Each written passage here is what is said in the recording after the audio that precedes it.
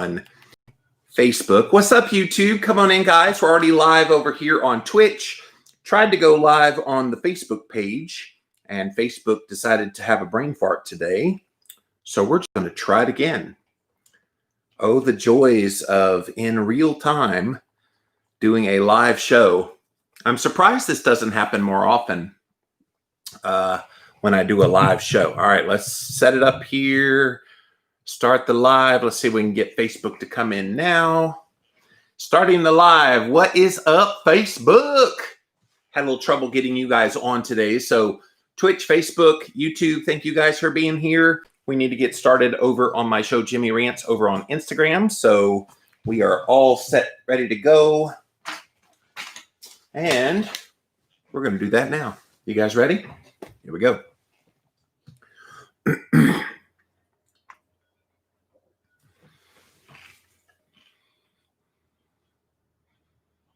Low-carb physician Dr. Kristin Baier. Metabolic health matters with 9-1 diet. Here today on Jimmy Rants. Jimmy Rants website, and as always, you can engage live in the content. Come follow me right here over on Instagram. I'm at Jimmy Rants. Make it easy for you to find us. We do go live at 11 a.m. Eastern time, Monday through Friday, so be there, be square. We also simulcast over on Twitch, which is a new feed. Just added that a couple weeks ago. If you want to follow me there, I'm Jimmy Moore Rants over on Twitch. It's an app you can download. I also put it in my stories here on Instagram where you can just swipe up and watch it right from the Twitch app on your phone. Don't even have to download it. Then we're also over here on Facebook. Thank you guys for being here. And then finally over on YouTube, where Shirley just popped in to say, hey. Thank you guys for being here today on Jimmy Rants. If you missed the live, you can watch it on the replay. We got several places you can do that. First of all, right here on the Instagram feed, go to @JimmyRants, and it will be on IGTV just as soon as this is over. You can also watch the replay on Twitch. So download the Twitch app, follow Jimmy Moore Rants, and you will find the show there and be able to watch the replay. We also put the replay up over on YouTube. And so if you type in a keyword Jimmy Rants, you will find the show over on YouTube. And which, by the way, I've got several things for you on YouTube. So if you missed the debut of my One Step Deeper podcast with Brittany, that aired on Sunday night and was up yesterday. So go look up that. Once you look up Jimmy Rants on there, you'll be able to find One Step Deeper. I've got them all categorized on my page. We also have up there today an older interview that I did with my friend Drew Manning. He's from Fit to Fat to Fit, and I interviewed him right at a decade ago. Well, he's currently in the midst of doing another one of those Fit to Fat to Fit things where he made himself fat on purpose only to show you how to lose weight. So I put up that video over on the YouTube feed today as well. And get ready, guys. My podcast schedule is back. And so tomorrow I got a brand new interview. Thursday I have a brand new interview. Got lots of stuff for you over on the YouTube channel. So go subscribe and hit the bell if you are over on YouTube. And then finally, for the best of the best and all of the episodes that you ever wanted of Jimmy Rants, that is at the official website, jimmyrants.com. And we sincerely appreciate you checking out the show. Okay, you guys, we are here today with a great topic. Let me pop it into the notes here so you guys can see exactly what we're talking about. Pin that bad boy to the top and we will be off to the races. Okay, so we have been in the midst of right at almost just a year with 9-1 DIVOC and all of the everything that's been put out there about it. And I don't know about you, but I'm sick of the heavy drumbeat, and I've talked about this many times before on Jimmy Rants, but the heavy drumbeat of wear a mask, socially distance, stay at home, and now the new one is take the V word. And so all of these messages we've been given all year long over the past year about 9-1 DIVOC have been on these things that are, I suppose, but are they the most important? And I have questioned all year long how good medical professionals, people in the realm of metabolic health, nutritional health, why we haven't heard more of them step up and speak out on the importance of metabolic health. And you guys know me, having followed me for many years, I've been talking about metabolic health and its extension to your total health forever. That's what nutritional health is about. That's why keto and low carb and carnivore and paleo and real food and all the everything that various people do. But metabolic health matters. Have you been concerned you haven't heard a lot of medical professionals, especially, speaking out about metabolic health and its relationship to what would happen if you got exposed to 9-1 DIVOC? I've been shocked at it, quite frankly, because there are a lot of people that know the connection and they've just been completely quiet. I don't know if they've been silenced. I don't know if they've been censored. There's a lot of stuff going around this issue. Well, as it turns out, I have an article today by not just a medical doctor, but a medical doctor. I've known Kristin for a little while. Dr. Kristin Baier is her name. Kristin, Kristin, Baier, Baier. If you follow on Instagram, her moniker there, her username, Doctoring Keto. She just moved out to San Diego, California, and she's a part of a practice there called Low Carb MD San Diego. And so if you're a doctor in the San Diego, California area, Kristin is your girl. And so Kristin penned this article in this magazine called San Diego Physician, which I thought that was pretty prestigious. She's new to San Diego, and now they've given her in this San Diego Physician, put out by the San Diego County Medical Society. So this is like the American Medical Association, but on a local level, the San Diego division. This was published in the November-December 2020 issue.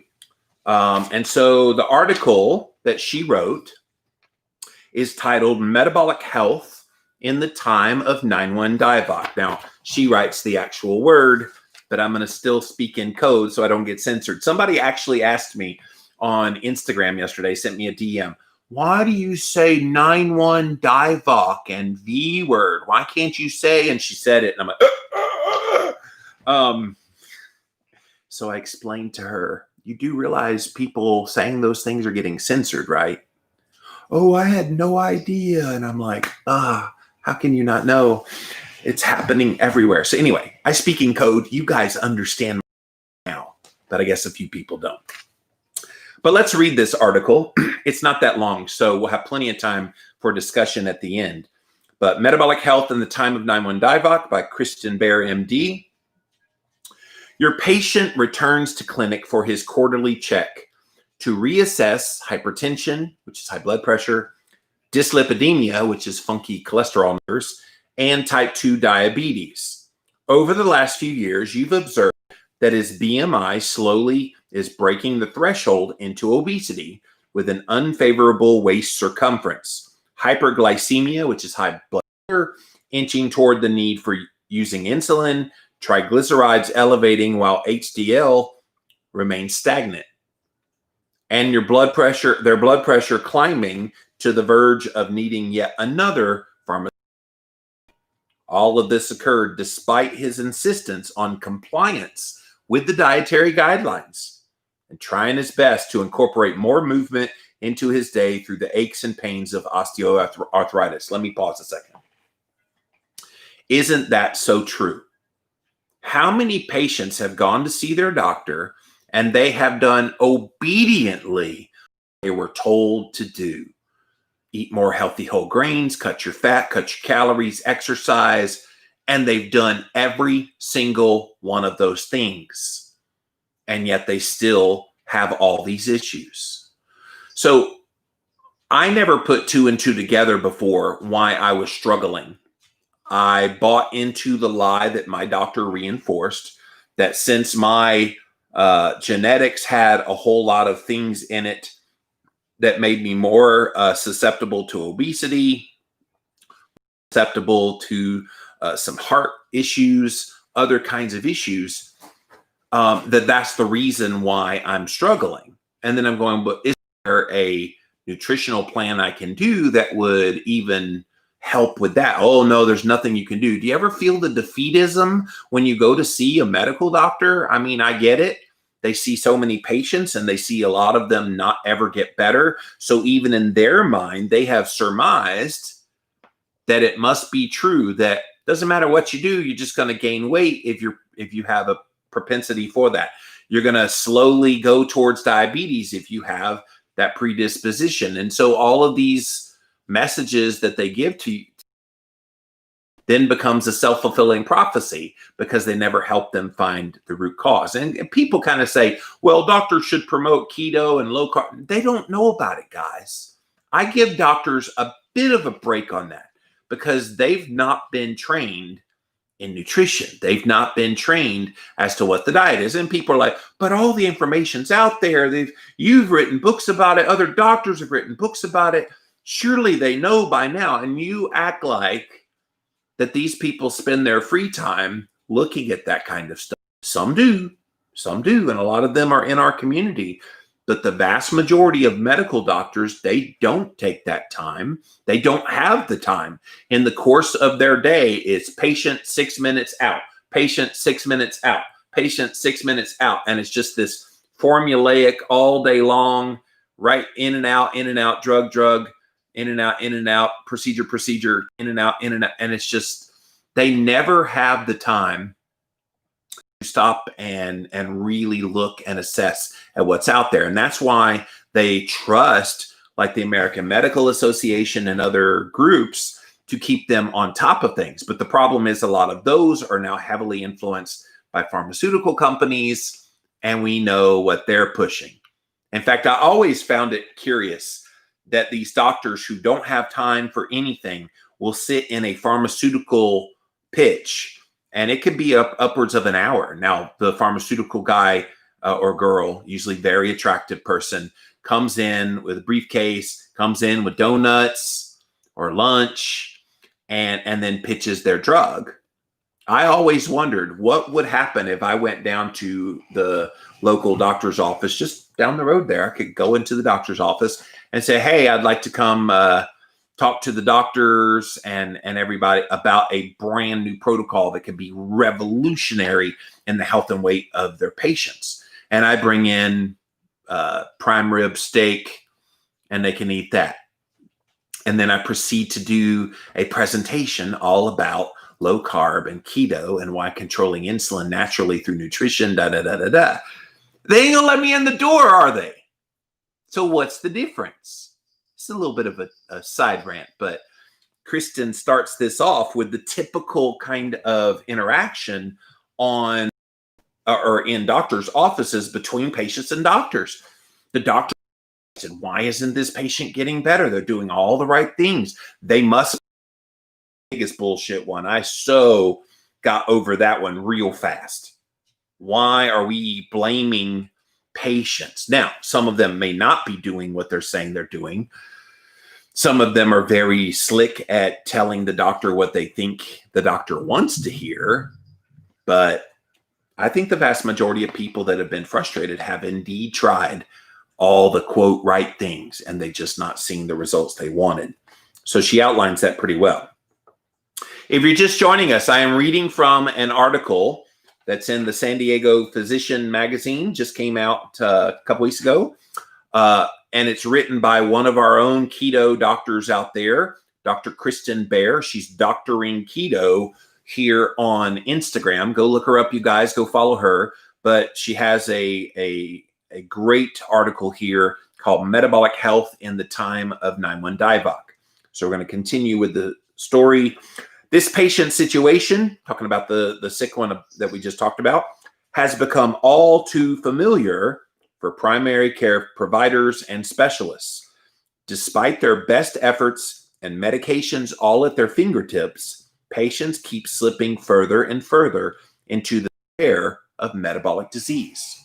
Now, if I'm a doctor and I'm watching patient after patient after patient not get better, but get worse, and they're doing, all the things they've been told to do.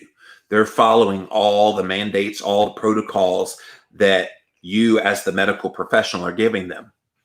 How frustrating does that have to be? That despite your very best efforts through medication, through the dietary guidelines for Americans, which are supposedly the most healthy way to eat, all of these things you're telling your patient to do, and they're still not getting better. That would be frustrating. And I've interviewed many over the years on my podcast, many medical doctors who said they were just about ready to give it all up because they were just frustrated by how little health was going on in their doctor's office. Now, if somebody came in with a broken arm, fix it, bada bing, bada boom, done. If somebody came in, with some other acute injury, bada bing, bada boom, done. But diabetes, obesity, heart disease, Alzheimer's, cancer, all of these things have now become a we don't know what to do about it kind of situation. And if I'm a doctor, I'm going to study and look at all options on the table. Now, I realize they don't have a lot of time and they're very overworked and tired, and I get all that, but something has to give that lets these doctors have a sneak peek into all of this stuff that now all of us know, you guys watching Jimmy Rants, can be helpful. But it's got to be frustrating for doctors. Researchers at the University of North Carolina Gillings School of Global and Public Health examined National Health and Nutrition Examination Survey data. That's the NHANES study. From 8,721 people in the United States between the years 2009 and 2016. Listen to this, you guys. The data revealed that 12.2% of American adults are metabolically healthy, meaning this is what metabolically healthy means by that definition in that database. Optimal waist circumference, so your waist is what it's supposed to be. Fasting glucose number in the optimal range. HDL cholesterol is going to be higher. Triglycerides, lower. And blood pressure, lower. That's how they define optimal health. The people in the optimal range, you guys, 12.2%, which means 87.8% of the population is more vulnerable to developing chronic disease, including type 2 diabetes. This is the unspoken. And you guys hear me throw that stat out. About 88% of the population has some level of metabolic damage, insulin resistance going on. And that's the statistic. That's the study I always quote. And it's shocking, 88%. That's 9 out of 10 people. Meaning, and not everybody has the same level, by the way, very metabolically unhealthy. And then there's some that have a tail on the spectrum in between. But these are the people that are very vulnerable to disease because of all those factors. While we are leading the world in many aspects of medicine, talking we being America, metabolic disease is now the Achilles heel. And if anything 9-1 DIVOC has shown us is just how metabolically unhealthy we are. Because look at the people who have been most susceptible to it outside of older people. 75 and older, that's one category. The next category are people with comorbidities, upwards of an average of 3 comorbidities. And these comorbidities are things like elevated fasting blood glucose, lower HDL, higher triglycerides, higher blood pressure, obesity. All of those things become these comorbidities, which make you more susceptible. And DIVOC has brought renewed interest and urgency into successful treatment and prevention of metabolic syndrome. 9-1 DIVOC statistics obtained from the CDC clearly show higher morbidity and mortality associated with metabolic disease, specifically diabetes and obesity. I remember when I used to attend a lot of obesity conferences 10, 15 years ago, I would hear presentations from people like Dr. Jeff Volek and Dr. Steve Finney, that guy back there on the wall, and many other, Dr. Eric Westman, many others. And I remember Dr. Volek specifically, along with Dr. Richard Feynman, did a study where they looked at all the traits of metabolic syndrome, which is all these things that I just mentioned and more. And then they matched up what diet fixes the things in metabolic syndrome. And it literally, all of the things that got better in with a low-carb ketogenic diet were exactly the things in metabolic syndrome. So they said the answer to metabolic syndrome and metabolic health is to put people on a lower carb type of diet. And here we are all these years later, over a decade later, and now we're seeing the ramifications of why that was great advice, because people are more susceptible to 9-1-DIVOC because of that. So there was a study called the Coronado trial. It demonstrated that being overweight and obese are associated with poor early prognosis in those patients with type 2 diabetes hospitalized for 9-1-DIVOC.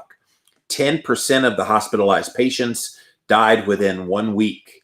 65% of diabetic patients with 9-1-DIVOC admitted to the hospital are men. So 2/3 of those going to the hospital with this virus are men.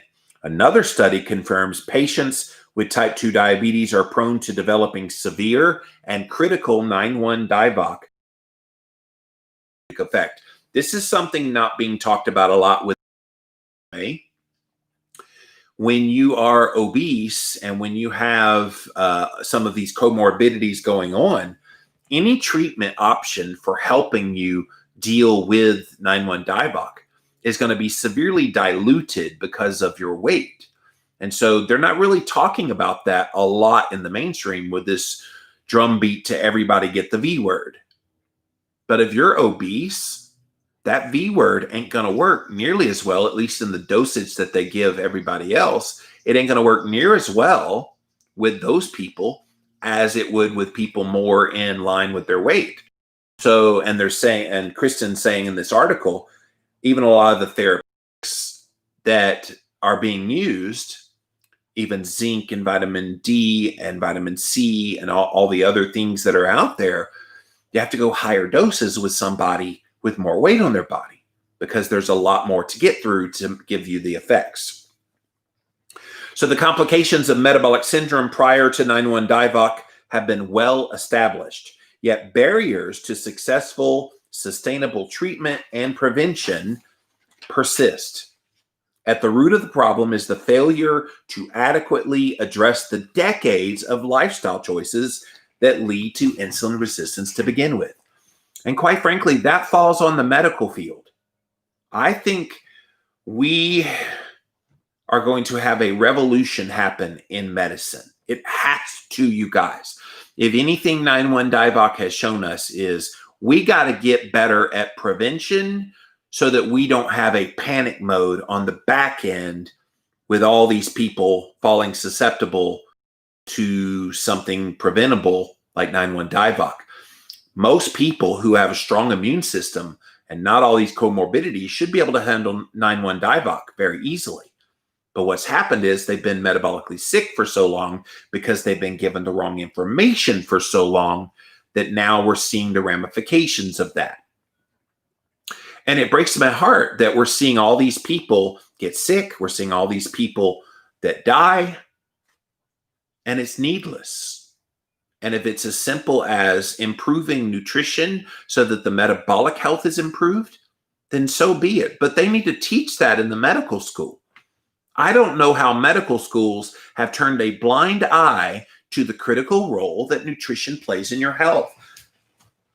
And people are shocked when they find out how little nutrition knowledge their doctor has. Their doctor's literally parroting what the USDA Dietary Guidelines for Americans says, which, oh yeah, by the way, the 2020 version of that is out. I'm going to do a little mini rant on that on the Ask Me Anything on tune for that at the very beginning of Friday's Jimmy Rants. But the new ones aren't any better, guys.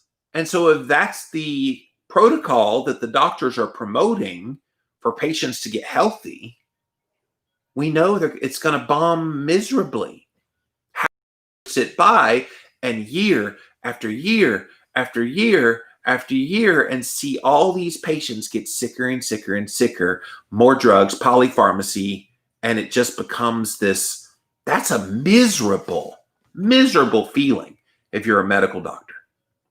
I could not imagine going to work and knowing you're not going to see people get better. And this is why when I interview doctors, which by the way, I'm interviewing Dr.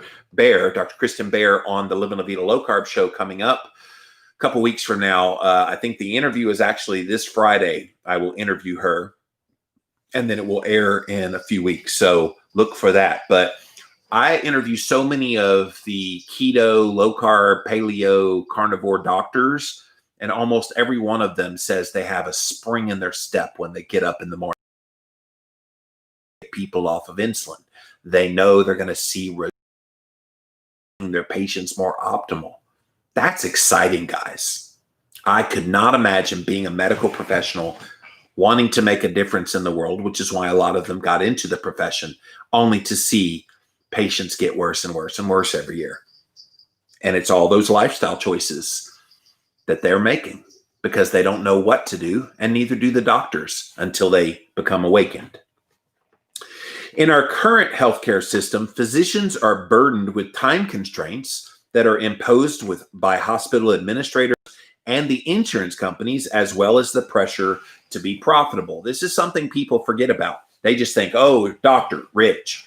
And they don't realize, oh, these doctors are basically slaves to a system. And the system demands certain things that are very highly unreasonable. And yet they're required to do it. And if they don't do it, they get dinged on their record. If they don't recommend a certain amount of medications in a month, they get dinged. If they don't, ICD code things correctly, they get dinged. I mean, many things that if you knew what your doctor had to go, God, no wonder he doesn't have time to read the latest nutrition studies. No wonder they look so sad. Because they are sad. They're in a system that's broken, hopelessly broken, and they don't know how to get out of it. Treatment of metabolic syndrome and obesity becomes secondary to other quality control measures and comorbid conditions. So they're not even treating obesity directly. They're saying, oh, well, you're fat, so they don't say it that way, but I'm just cutting to the chase. You're fat, so that could explain why you have diabetes. You're fat, so you got heart disease. So lose a little weight. Maybe that'll help with that. In the meantime, here's some drug, here's some insulin, here's some, and you see how they operate. And that's how it goes. Pharmaceuticals help treat the lab values. Listen to this line in Kristin's piece. Pharmaceutical drugs help treat the lab values and symptoms, but they often neglect the underlying cause. Think about all those people who take a statin medication to, quote, lower their cholesterol. And they take that medication and they think, because I'm taking this medication, I'm heart attack proof. And so if you think you're heart attack proof, you don't really care that you're having pasta. Whole wheat pasta. It's healthy for you. You don't care that you're drinking orange juice for breakfast and having a banana. It's healthy. It's got a lot of sugar, but it's healthy. It's natural sugars. And so they give these pharmaceuticals, but they're not treating what's actually wrong. I think about all the diabetics who take blood sugar lowering and insulin modulating drugs. And the primary purpose of those drugs, manage the carbs you're eating. Nobody tells you don't need those drugs if you just cut your carbs down. How easy would that be? And that's what she's talking about here. Doctors are giving out these pharmaceuticals to treat the lab numbers. Oh, okay, well, I see the blood sugar in the range I want it to be now. Good job. Then, oh, okay, let's take you off the drug Now let's see what's happening that's making your blood sugar go up. Oh, your breakfast? Oh, wow. Why don't we remove the oatmeal and have some bacon and eggs instead? And that treats the root cause. These pharmaceuticals are merely a Band-Aid that doesn't stop the bleeding. It takes only minutes to order some tests and write up a prescription, maintaining the subpar standard of care. And oh my gosh, subpar standard of care. So the standard of care is doctors are required to do certain things if they see certain values on their patients' lab work. And so if they see a higher cholesterol level, standard of care, give them a statin. Oh, they see higher blood sugar or insulin levels, metformin and other diabetes medications, maybe some insulin, standard of care. So they're following meticulously this standard of care. And I love how Kristin describes it as subpar, because all of these so-called standard of cares, all they're doing is just covering up what the real problem is. Don't you want the doctor to get to the root cause of issues rather than just giving you this blasé answer because that's the textbook answer to everything? I do. This is why functional medicine has gotten a strong foothold in the medical world. This is why naturopaths and other people talking about nutritional health in conjunction with some medical care, they're growing as well. Mainstream doctors are not getting with the program. And I think they're going to be way left behind, other than a few to fix broken bones and to sew you up when you get cut. That's what they're good at. Good at chronic disease. Additionally, inadequate nutritional training, which I talked about earlier in medical school and residency, a lack of insurance reimbursement for lifestyle interventions, that's a big one. You want to know why your doctor doesn't spend a lot of time talking about nutrition? Well, number one, he doesn't know about it. But number two, there's no ICD code for a lifestyle intervention. And so if he even wanted to put you on a low-carb ketogenic diet, there's no ICD code. He won't get reimbursed, he or she. And so that's the problem. And it's all about making the money. They got to come up with the code that then the insurance will pay and keep the cash flow going. And again, you don't want it to come down to dollars, but it really comes down to dollars, guys. Much as we want to think healthcare is different, healthcare is supposed to be about the patient and making them healthy. Reality check is still about money. And they're still going to do the things. This is why there's lots of procedures involved in medical care. I would argue a lot of unnecessary procedures involved. A lot of the open heart surgeries, they didn't need to go in and do all that. A lot of that could have been preventative had they just given the patient better advice early on. Leading epidemiological studies, and I've talked about many of those on here before, where they look at populations from various studies, and they say, well, we see across all of these very bad studies, we're going to make one very bad conclusion about these very bad studies. And they do that early and often. This is the so-called red meat will kill you. Cholesterol is the great enemy and it's going to clog your artery. And like they just make things up based on these epidemiological studies. It's horrible. All of this, from the lack of medical school nutrition training, lack of reimbursement from insurance for lifestyle intervention, and these misleading studies, all of those have resulted in very well-intentioned but highly flawed dietary guidelines, which again, 2020 dietary guidelines just came out. And I'm going to do a little mini rant at the beginning of Ask Me Anything on Friday, so don't miss that. This has added to the frustrations of lifestyle counseling in a medical setting, which is what Kristin and her coworkers in the Low Carb MD San Diego office are trying to do. They're trying to be lifestyle counselors for their patients because they've been awakened to the role that carbohydrates play in insulin and blood sugar and inflammation levels and all the rest. The Eat Less, Move More campaign has been an epic failure as it fails to address the endocrine adaptations and satiety mechanisms that are crucial for weight loss. This is something that they recognize, and they know they get people on keto, they want to be hungry. And yet if you tell people eat less, move more, what's that doing? It's going to make them hungry. They're not going to feel satiated. They're going to be weaker. It's a horrible, horrible advice. And yet it's still the advice that is the go-to for so many doctors. As a society, we have prioritized financial gains from the highly inflammatory processed foods. And I would include in there not just processed carbohydrates, but processed fats like the seed oils. Guys, if we really knew the cost of all those seed oils in just about every packaged food, and even like deep frying stuff in seed oils, my God, how many years did I do that? And here's a funny thing. Once the fats are in your body, they actually come and become a part of your body. A lot of those old seed oil fats, I remember Dr. Kate Shanahan told me this in my interview with her last year. Once you eat seed oils and you keep eating them and you've got layers of body fat, guess what? There's some seed oils deep inside of there. So that as you lose weight, then those get released. And oh my God, so if you have elevations and inflammation from time to time as you're losing weight, that's what it is, guys. You're releasing a lot of those old seed oils. Nobody's talking about that. Nobody's talking about these highly processed, highly inflammable food-like disease agents, as I call them.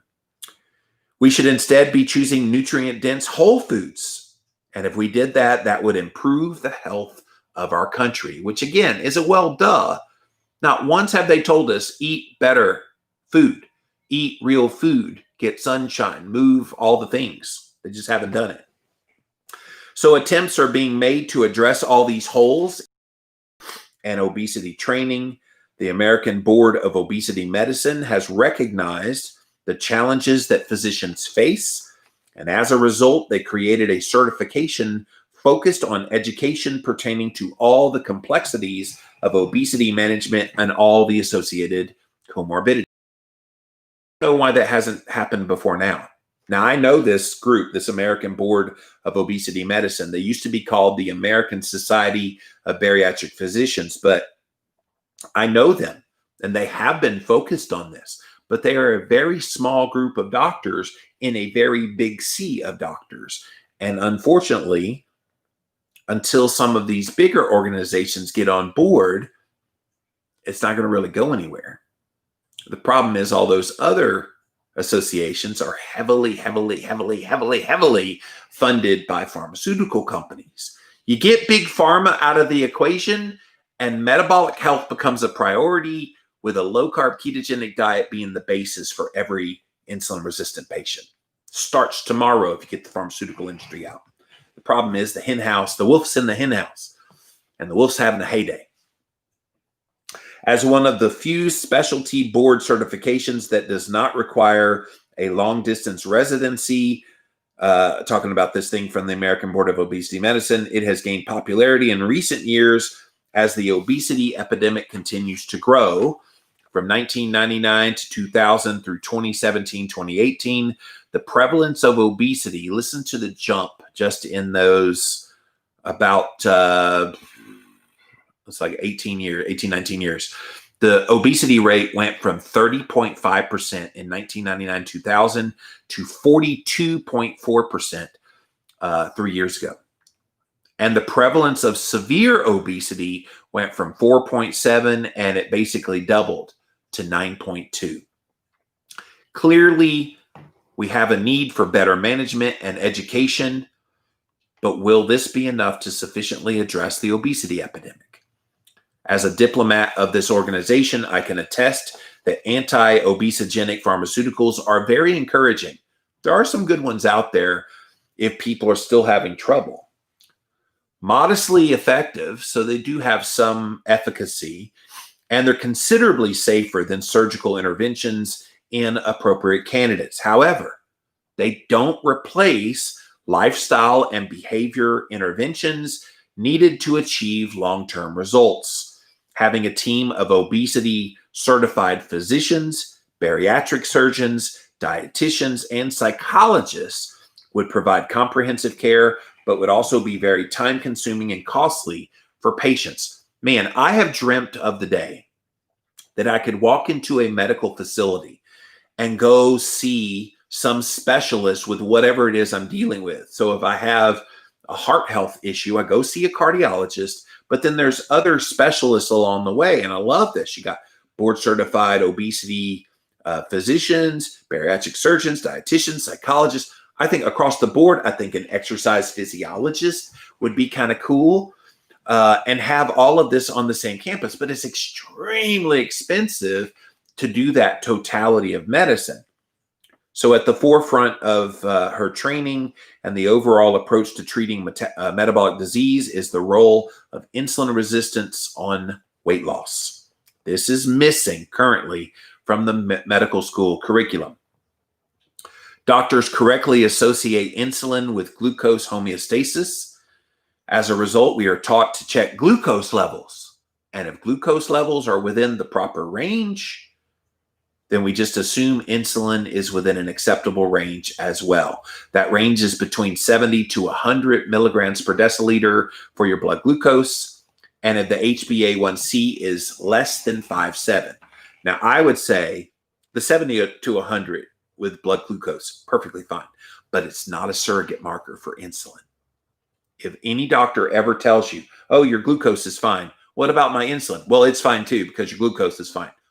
You better fire that doctor, because that doctor should never assume that a blood sugar in line means your insulin's in line. Because here's the thing, when you are becoming insulin resistant, your blood sugar could be 88, for example, and you assume that insulin is good. But what happens if they test insulin and it's 32? Found out was that your body over time had to pump out more and more and more insulin to get that blood sugar into a tight range. The body is working hard to keep glucose at a tight range. Insulin to bring it down, glucagon to bring it back up and keep it in this really nice, healthy range. So if you only test glucose, you're not seeing the insulin hormone. So have them do both. By this assumption, referring to assuming that your glucose in line means good insulin, we are missing a 10 to 15-year window of opportunity to intervene when we fail to routinely check fasting insulin. Guys, I had to fire my doctor just over there, less than a mile away, had to fire the bad boy because I went in. This is like 5-6 years ago. I went in to get a fasting insulin done along with all of my other markers for my checkup. I was doing the annual checkup and I noticed insulin was not on there. And I'm like, I want fasting insulin run. You can't have it run. You're not diabetic. And I'm like, that's crazy. I'm like, I want it run. The doctor said no. I said, I will pay for it out of pocket. It's $50 test. I will pay for it. No, we won't run it. And so I ran what he did run, had the last consultation with him. Thank you very much. And sayonara. And I had to let him go. It's ludicrous that a doctor would not run a fasting insulin. And that's what Kristin's talking about here. We're missing this opportunity that if you catch a fasting insulin level that's elevated, even with a normal glucose, you're going to catch a lot of metabolic disease before it develops.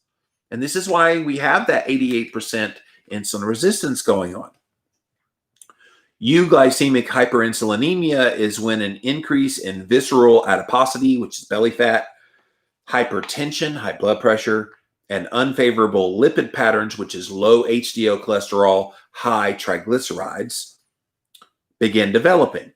As the main fat storage hormone, insulin is what drives weight gain. When prediabetes develops, insulin is already detrimentally elevated and could have been for a decade. If every doctor isn't running fasting insulin right now, you should be. And I know that I've been waiting on an at-home insulin test. If people can test their insulin at home, and it's coming, you guys. It may not come for another few years, but it's coming. Once people can test their own insulin, the game will change dramatically. because you'll go to your doctor and say, hey, I got a 40 insulin level. What's up with that? And they'll have to finally address it.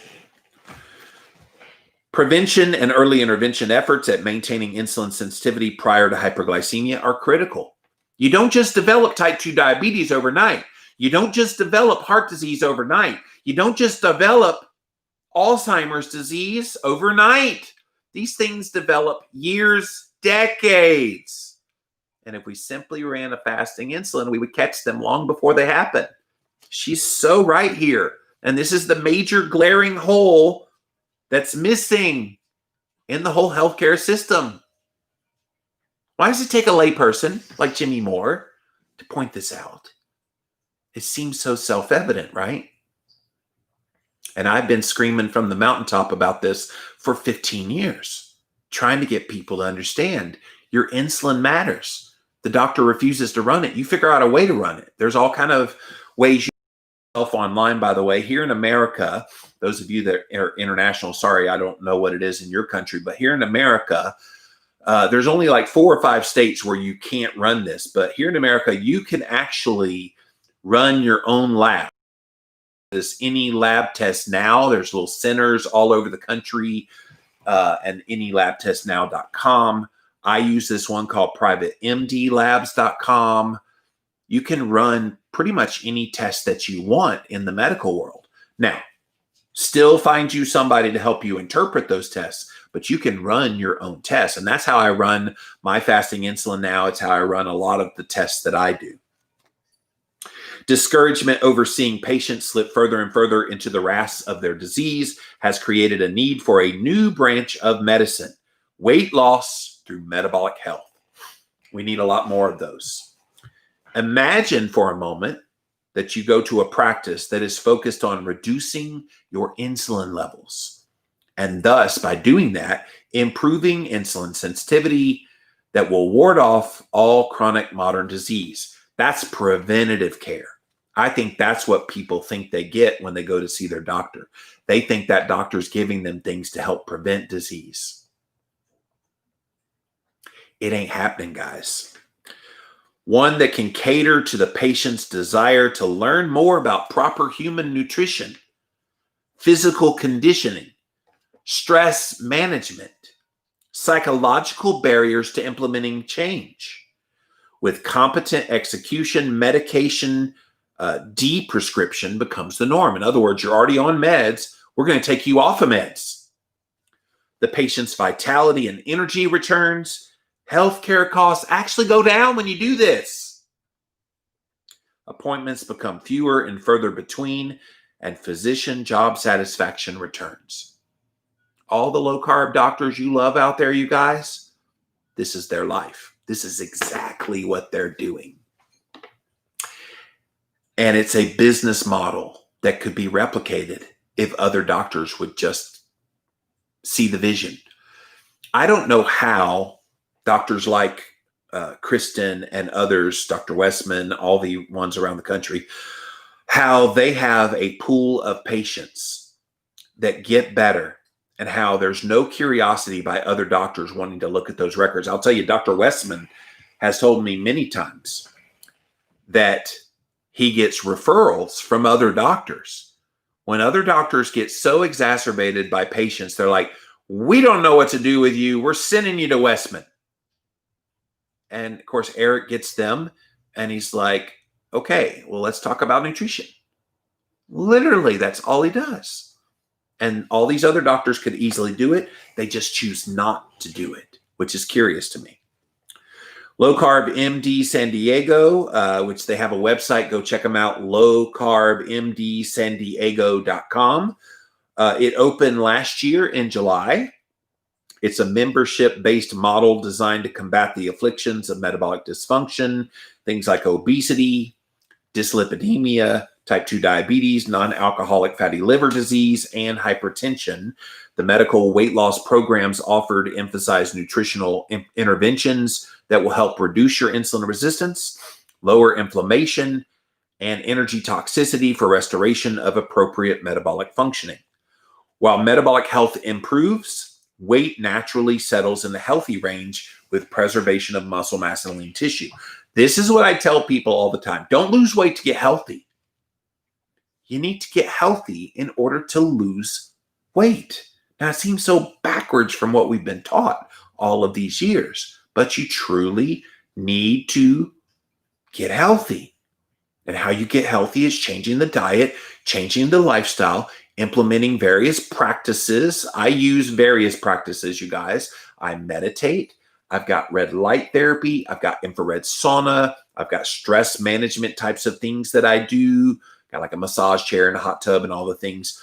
All the things that will make you healthier on the inside. And through that manifestation of being healthy, you should be able to lose weight on the outside. Now, there's X factors involved with all of these things, but in general, that's supposed to work.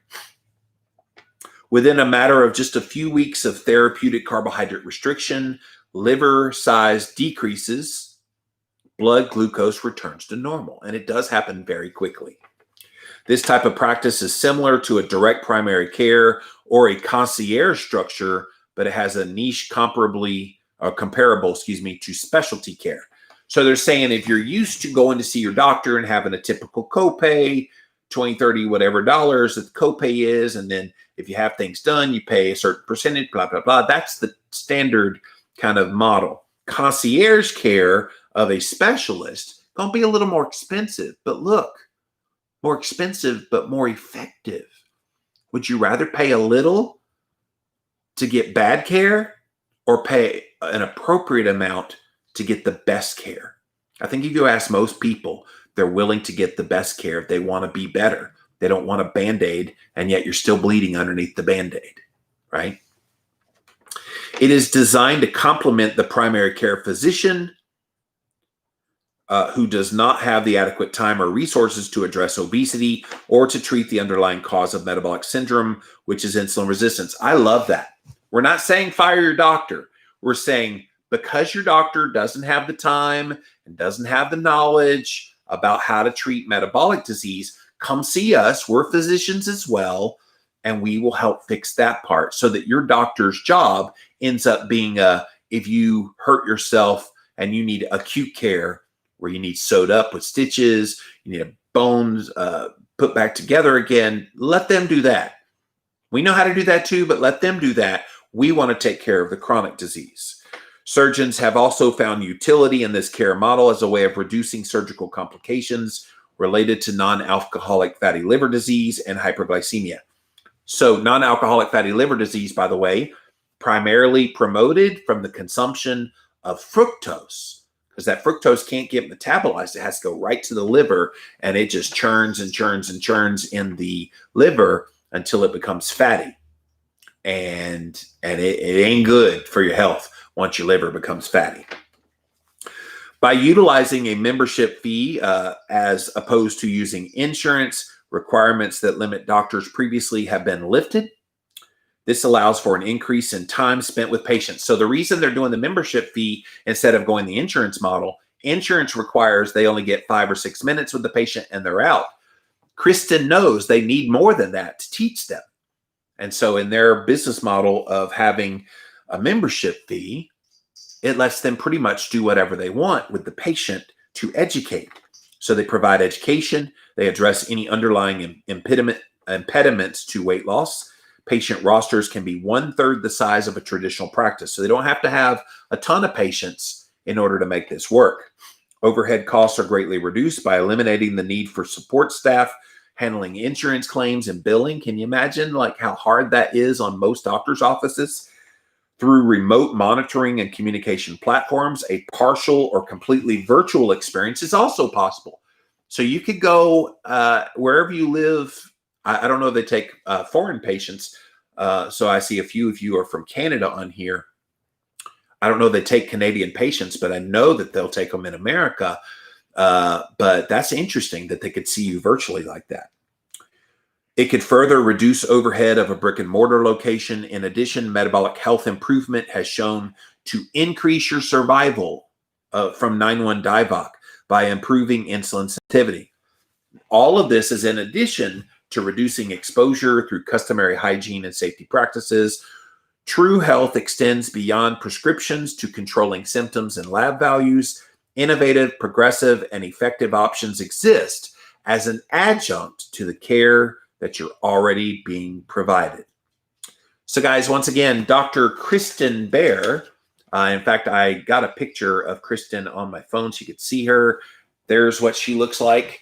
For those of you watching the Instagram feed and on the replay, that's Dr. Kristin Baier, wonderful lady, sweetheart of a lady, and just really knows her stuff when it comes to the ketogenic diet and the impact on your metabolic health. And the name of her article right there, Metabolic Health in the Time of COVID. And you can go look that up online if you want to read it. But wonderful, wonderful article. Kristin, once again, she's in the San Diego, Low Carb MD San Diego. She's a CMA SDCMS member, double board certified in obesity medicine and family medicine, has a passion for helping their patients regain health through lifestyle modifications. So really, really good stuff, you guys. I thought you would enjoy that here today on Jimmy Rants. And now I want to see what you guys have to say. So come on in, make yourselves at home. We're going to go here first over to Instagram, then over to Twitch. If somebody will give me a question on Twitch, then over to Facebook, finally over to YouTube. Thank you all for being here today. JimmyRants.com is the website. Let's see what you have to say on this one. Joshua says there's a whole submarket of patients now for the doctors that want to get into chronic disease, things like Lyme and etc. The difficult patients. Yeah. That is what Dr. Westman is known for. If a doctor has difficult patients, they're like, okay, Westman's going to take care of you. We don't know what he does. We don't want to know what he does, but he makes people better.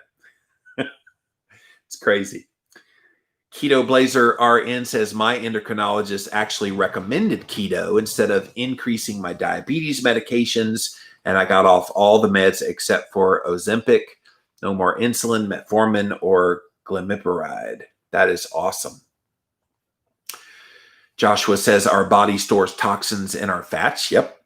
I think this is why fat loss isn't usually a straight line. Yeah, people don't realize when you have body fat, it's layers. There are all kinds of toxins. And so sometimes people start losing weight and they feel bad suddenly and they don't know why. Oh, I'm losing weight. Why do I feel like crap? Well, that body fat that's been on your body and trapped away inside of your body is now being released into your bloodstream. Well, if they're full of toxins, guess what? I'm going to feel bad. And so just know that ahead of time, that if you try to lose weight and you start to feel ill or you have an elevated blood sugar. I know Dr. Fung and I, in our book, The Complete Guide to Fasting, we talked about little pockets of sugar being trapped in the stored body fat as well. And so sometimes you'll be on day 10 of a fast and you'll see a spike of blood sugar, 130. And you're like, what in the world? Where'd that come from? The body fat being released and things being bound up in there. So you're right. All righty. Thank you, Instagram. We're going to go over here now to Facebook because Twitch is being silent on me again. What's up, Facebook? See what you guys have to say. Hello, hello from South Africa. Thank you for being here from Cape Town. I miss Cape Town. Y'all just wanted to say hi today. No engagement today. Cat got your tongue today, huh, Facebook? All right. Well, thank you for being here. We're going to pop over here now to my YouTube channel. What's up, YouTube? You guys going to come through with some comments? Ann says, I hope YouTube plays nice today. It looks like it did play nice today. I don't know what happened yesterday, but thank you for being here. I'd rather have prime rib than donuts and drugs. Yeah, exactly, Ann. Jomo says, so sad. I wish more people knew this. Well, Jomo, you know I am always passionate about sharing. And I try to do that early and often because I just feel like people deserve to know all of this information. And unfortunately, they don't. Unfortunately, it's just not widely known or accepted because it's not reinforced by doctors. And there's a lot of people that if their doctor doesn't say it, they don't believe it. And that's just the sad reality of the world we live in. Okay, you guys, so that's it. Go check out Dr. Kristin Baier's article, Metabolic Health in the Time of 9-1 DIVOC. And again, it was in this magazine, San Diego Physician. And I'm real excited to talk to her on Friday. I think it's like 1:30 on Friday, about an hour or so after I'm done with Jimmy Rants on Friday. I will be interviewing her, and then that'll be coming up on the Living La Vida Low Carb show here in a few weeks. So look for that. And we've got an interesting topic. When I said, hey, what's got you like really jazzed right now? She put a topic out there that I went, oh, that's going to be controversial, but let's do it anyway. I love controversy. So stay tuned for that. And that's it for this episode of Jimmy Rants. JimmyRants.com is the website. And as always, you can engage live in the content. Come follow me right here over on Instagram. I'm Jimmy Rants over on Instagram. Check us out, you guys. Monday through Friday, 11 a.m. Eastern time. Thanks so much for being here. We also simulcast on Twitch, Facebook, and YouTube. Thank you all for being here today. If you missed the live, you can watch it on the replay right here on IGTV on the Jimmy Rants feed. We also have it over on Twitch on replay, as well as over on YouTube. Just a reminder, on YouTube today, we do have a few extras for you. Go check out the One Step Deeper podcast, which aired yesterday. And it's all about the Enneagram. If you've ever wanted to learn about Enneagram, I did a Jimmy Rants on Enneagram last year, but we went really deep in kind of explaining all the different types of the Enneagram. Go check that out. Also today, I posted an older interview I did about a decade ago with Drew Manning. You may have heard his name. He's the Fit to Fat to Fit guy. He just turned 40. He and I have the exact same birthday, December 27th. So December 27th, he turned 40. So in the 4 months prior to that, he purposely gained weight. Now he's a stud, like personal trainer who has six-pack abs and da-da-da. And so he put on weight so that now he can lose the weight. He did this 10 years ago, and I remember interviewing him about it. So I'm airing that older interview with him over on YouTube today. Go look up that video. I just posted it today. And I've got an interview with him coming up real soon on one of my podcasts here in a couple weeks. So stay tuned for that. And then finally, go over to JimmyRants.com, see all the past episodes there of Jimmy Rants. And yeah, we're rolling, guys. We're rolling. So tomorrow, I have an article that I'm going to read from and expand upon on 7 habits that are scientifically proven to help you beat procrastination and to tackle your to-do list. So a lot of people have no motivation and they're really good at procrastinating. So I thought what they offered in there was good. I've got a few things to say about that myself. As someone who is highly productive in my work, I'm going to share some of my wisdom with that as well. That will be tomorrow, you guys. So until then, we'll see you then. All right. Yesterday, I went to save this, and I saved it. Then I went to post it onto IGTV, and it went poof. It just kicked me off. So yesterday's Jimmy Rants, I had to go in post-production because it was like 75 minutes long. I had to cut off the little intro remarks, which is about 2.5 minutes. Then I had to cut off some of the comments at the end to get it to 60 minutes and then upload it through my computer to the Jimmy Rants Instagram page. I hated doing that, but anyway, first world problems. All right, Twitch, nobody talked today. We're going to shut you down now. Bye. We're going to try to anyway. There we go. I don't know why. Come on, stream.